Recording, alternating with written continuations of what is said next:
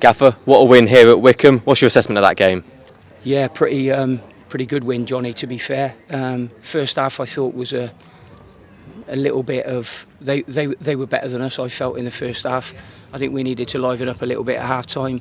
Spoke about potentially how they would score a goal today. And lo and behold, 10 minutes later, they do score it. So I said to him we needed to do better. It's funny, but once we got the equaliser, we did all the things that we should have done from the beginning of the game a lot better. I don't know whether that was the change in formation. I think the change in formation actually got us the win today. I think that.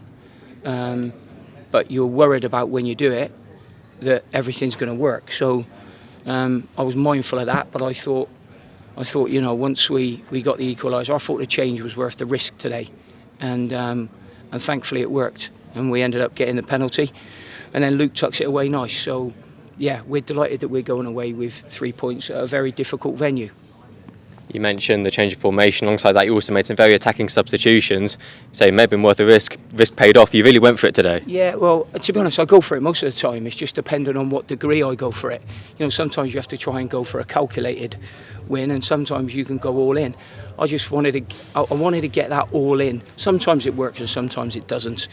And I just wanted to get that 3 points quickly in the season if we could. And I just felt towards the end, I felt we were strong. We looked stronger. We looked a fit team today in incredibly difficult circumstances. So yeah, I'm really pleased with that. It's hard not to mention the conditions. 35 degrees plus, sun shining all day. Yeah. I know we played Cardiff in 38, but this feels like harder work than that was because that was an evening game. Yeah, I think obviously, you know, the humidity against Cardiff would have been different, but the sun wouldn't have been as fierce.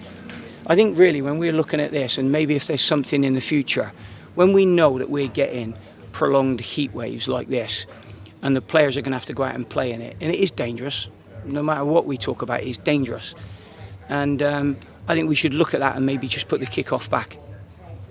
You know, there's no reason why, when we're knowing this, that the kick-off can't be put back 3 or 4 hours. If that would have happened, we would have been fine on that. And I'm sure Gareth would have been the same, because at the end of the day, you know, the players' safety is still paramount. You know, I know that football in our country is a little bit of a religion, but you still got to have the welfare of the players to bear in mind. We could have put all the games back if we'd have had this.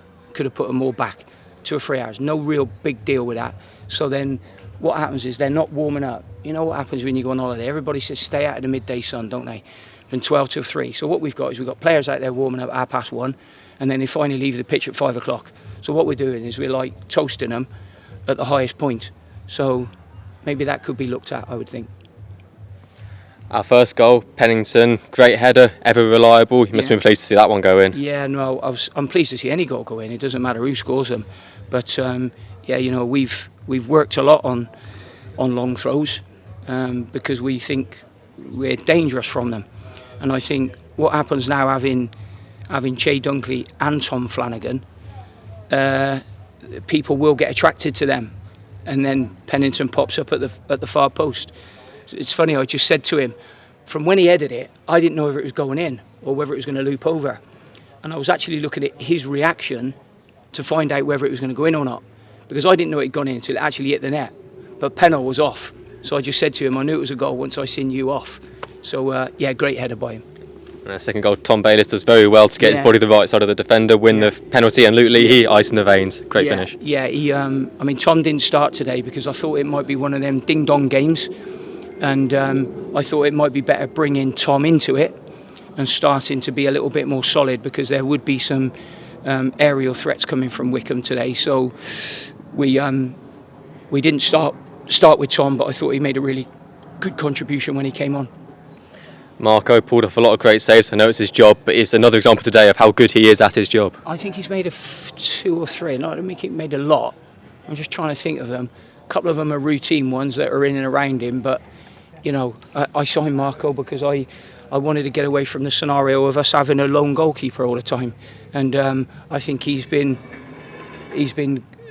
good really for me in terms of me signing him in his performances since.